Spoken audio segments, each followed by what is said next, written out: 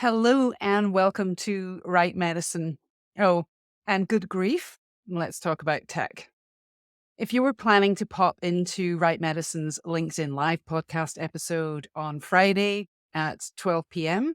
Pacific time, I'm sorry. We had tech issues connecting LinkedIn streaming to the podcast recording platform, and we use Riverside.fm, by the way, which is fantastic, but there's a little bit of a workaround to connect with LinkedIn Live. We've recorded the episode anyway, as you can see, and here it is on LinkedIn, as well as on your preferred listening platform. We'll also reschedule our first live stream to be the first episode of season 6, which kicks off on August the 30th. The whole experience for me was a reminder to practice non-attachment. To prepare, we did, and when I say we, I mean Aaliyah of Golden Goose Creatives, who is Right Medicine's podcast manager, to prepare and then let go of the outcomes. And as Audrey Tarnow said in our very first podcast episode called Creativity and Failure in CME and CE, she said this: people think that demonstrating failure means that you aren't a trusted partner, that you aren't a successful business. And that's definitely a perception that's valid. But I think there's so much more to be learned by saying, I tried this, here was the idea, and it didn't work. And it might be that your next partner says, actually, if you had just done this, they might be the missing piece. So we'll continue to look for the missing piece so that the next attempt at live stream is seamless. And hopefully you can use failing as an opportunity to learn, to grow, and to find the missing pieces. In the meantime, thanks for your patience, you lovely Right Medicine listeners. Now, for those of you who are new to the podcast, Right Medicine has been airing for 2.5 years, and it really started as a way to elevate the work that professionals in the continuing education for health professionals community do every day. I started recording interviews for the podcast in July of 2020, really as a way to stay connected to my professional community and hear directly from peers and colleagues and clients too, how they were navigating the pandemic. And this changed over a few interviews, and I started adding more questions about the work they were doing and how they approached designing and delivering continuing education for health professionals. And I found pretty quickly that listeners, that's you, want to hear from your peers and their challenges and solutions in planning, strategy, design, content creation, and outcomes analysis. So since February of 2021, we've really grown into the premier podcast for professionals working in continuing education for health professionals. And we're ranked by Listen Score as one of the top 10% most popular shows out of over 3 million podcasts worldwide. You can help us move into the top 5% and reach even more professionals around the world who are creating continuing education content for health professionals by subscribing to the podcast and sharing it with your peers, your colleagues, and your clients. Here's what listener Valnian PDR said in their review on Apple Podcasts. Alex is a seasoned, gifted interviewer and identifies knowledgeable people involved in all phases of CME CPD education. That's continuing medical education and continuing professional development. They say many in the field are dedicated to improving education, clinicians' knowledge, and ultimately patient outcomes. It's wonderful to learn about what others are doing and find out things I need to keep in mind, particularly as the CME CPD world needs to adjust to our changing world and learner needs. Alex's calming voice is a perfect accompaniment for end of day when I walk my dog after dinner. She gives me a gentle end to the workday and a perfect transition to evening. Thank you so much, Vilni and PDR. I really appreciate you being a listener and your review. Okay, so let me share a little key recap of what season 5 looked like before jumping into 3 things to boost your foundational knowledge if you're relatively new to or just starting out in the CME CE world. And by that, I mean continuing medical education and continuing education for health professionals. If you've listened to the podcast for a while, you know it's largely an interview-based podcast. And for me, it's really a delight to be able to talk with really smart people about the very cool work that they do. These people are your colleagues, your clients, your peers, and could also be you. If you have an idea or a story you want to share with the continuing education community, then please pitch us. There's a pitch form on the podcast website, and I'll make sure to include it in today's show notes. And of course, once a month, I do a solo episode to dig a little deeper into topics that listeners say they're interested in hearing more about. This has been a new feature for 2023, and we'll continue it on into season 6, which starts on August the 30th. And a lot of the interviews that we include on the podcast are with people who are directly involved in continuing education content creation in one way or another. Or they include guests who work in fields that are adjacent to continuing education, or whose work informs some aspect of continuing education content creation. So in season 5, we featured experts from the continuing education field on outcomes and outcomes analysis, needs assessments, patient cases, accreditation, and diversity, equity, and inclusion. And we also featured guests whose expertise lies more broadly in creating learning cultures, and guests who are themselves clinicians and take a distinct perspective on clinical care and education, like Jay Baruch, who talked about managing uncertainty in clinical practice and how to teach with and through uncertainty. I hope you'll agree that these broader topics enrich the work we do in continuing education for health professionals and provide us with some unique perspectives to chew on.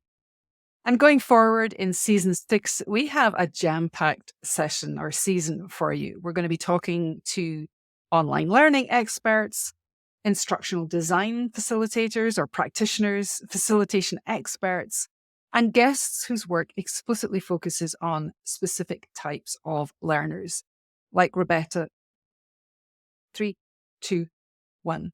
Like Rebecca Ortega of Women as One, a nonprofit organization that supports and advocates for women in cardiology, really advocates for gender equity. And Martha Johnson, who creates tools and resources specifically to support continuing education for nurses.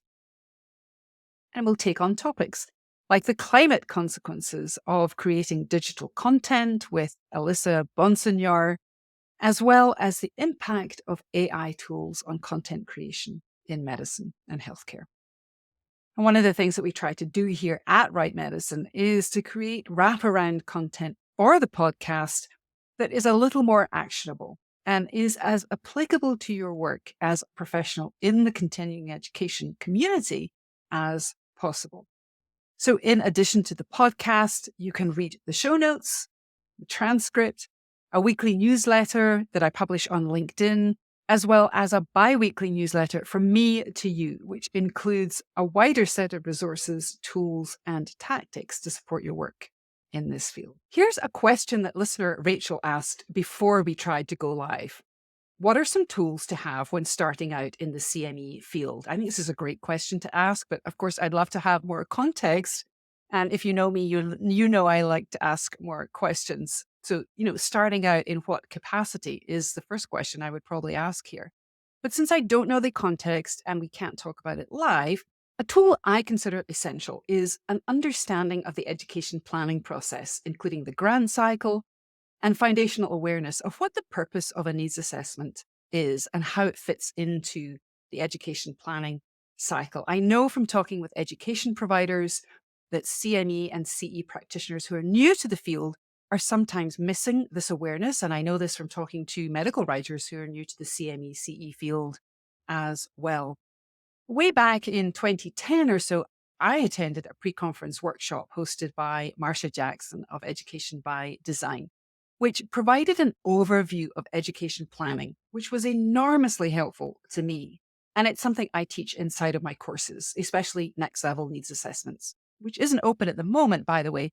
but will open up again in September for the last cohort of 2023.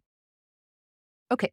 Now, if you're relatively new to continuing education, continuing medical education, continuing education for health professionals, there are some steps that you can take to quickly get up to speed with what's going on in this field. And if you're a medical writer in particular, there are some preparatory steps you can take if you're thinking about moving into this niche area of medical writing or adding it to your suite of services. So here's 3 areas to consider that will give you a solid foundation of what this field is all about. Getting to know the major continuing education stakeholders, building awareness of adult learning principles, and getting acquainted with continuing education deliverables and content formats. Let's dig in. The first area involves taking the time to familiarize yourself with the function and purpose of continuing education and the stakeholders involved in creating education content. So, if you're new to the field, I know from my experience, it can take a while to get a handle on different stakeholders and to really get to grips with the terminology. I think it's really helpful to have a map of the field. Something that tells you who the major players or stakeholders are in continuing education and what they do. I had no clue about the different types of education providers or the types of education they provided when I first started out as a writer almost 20 years ago. I'm talking about stakeholders like accreditation organizations, like the Accreditation Council for Continuing Medical Education or the Accreditation Council for Pharmacy Education. Education providers are another important group of stakeholders that are, of course, directly involved in creating content. Providers like hospitals and health systems, federal agencies, publishers, and medical education companies. And there's a ton more.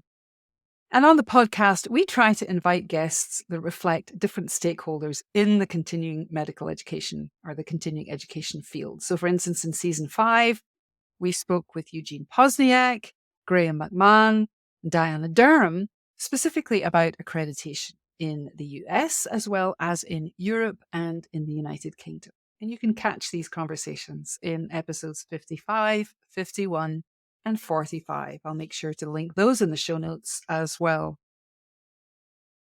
And the second area that I think it's really helpful to know something about is building your knowledge of adult learning principles, which is one of the core competencies in the Educating the Educator curriculum devised by the Alliance for Continuing Education in the Health Professions. In the field of continuing education, it's really important to remember that health professionals work in a really practice-based clinical context. And so their education needs to be applicable to the care that they give patients every day. And adult learners want education and professional development opportunities that are relevant, they're problem-focused, and they can apply immediately to their workplace context. And I'm sure as an adult learner yourself, you can probably relate. We don't just want to know how to do something. We want knowledge and skills we can apply right now to get specific results and outcomes. And there are some really great resources for brushing up on adult learning at the American Association for Adult and Continuing Education. And I recently wrote an article for the American Medical Writers Journal on practical strategies for using adult learning principles in creating continuing education content. And of course, on the podcast, we talked about various aspects of adult learning in season 5 with Andrew Barry of Curious Lion and Grant Parker of ID Lance. Look out for more episodes on strategies for building learning cultures and creating active learning opportunities for health professionals in season 6. And this takes us to our final area.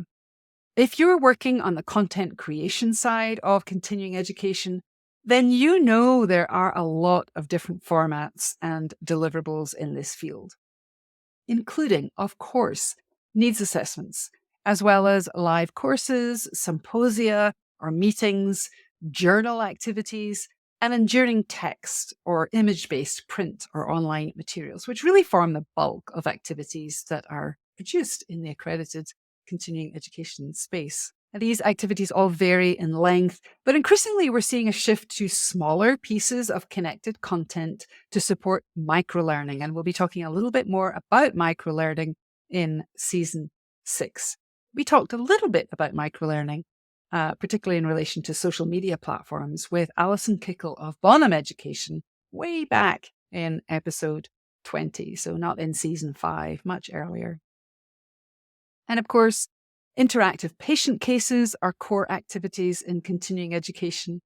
And crafting these cases, these interactive cases, lets us build a narrative around a patient's lived experience in a way that really helps learners problem solve and practice clinical decision making in a safe context, which is the learning environment. The learning environment should be a safe place for learners to practice decision making and problem solving. And we talked about patient cases with Alison Arman in episode 40. And in fact, we're practicing how to craft patient cases right now in Write CME Pro, which is a professional development membership for medical writers specializing in continuing education. Of course, webinars, podcasts, and games are also popular formats that offer learning opportunities in accessible, bite-sized chunks that health professionals can access on the go, and as Mike Donoghue talked about in episode 31.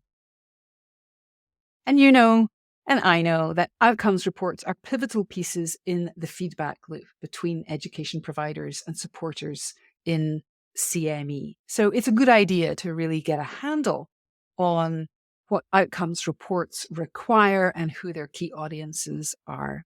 These reports showcase the impact of educational programs and provide valuable insights into the outcomes that programs or activities achieve. And if you missed critical conversations this season about outcomes, or want to refresh your knowledge about what's going on in this area, then you can check out episodes 39, 47, and 60 with Andy Bowser, Angelique Winter, and Deanna Heyer. Getting to know more about these 3 areas will provide a foundation for you to build your professional development. And if you're a medical writer who's ready to dig a little bit deeper, you can grab the Write CME Roadmap bundle. This is an ebook and private podcast brought to you in 7 micro-learning episodes. And the roadmap charts 5 milestones that you can use to map your progress toward the goal of cultivating a continuing education writing niche. And this brings us to the end of season 5. I hope you've enjoyed all that this season has offered.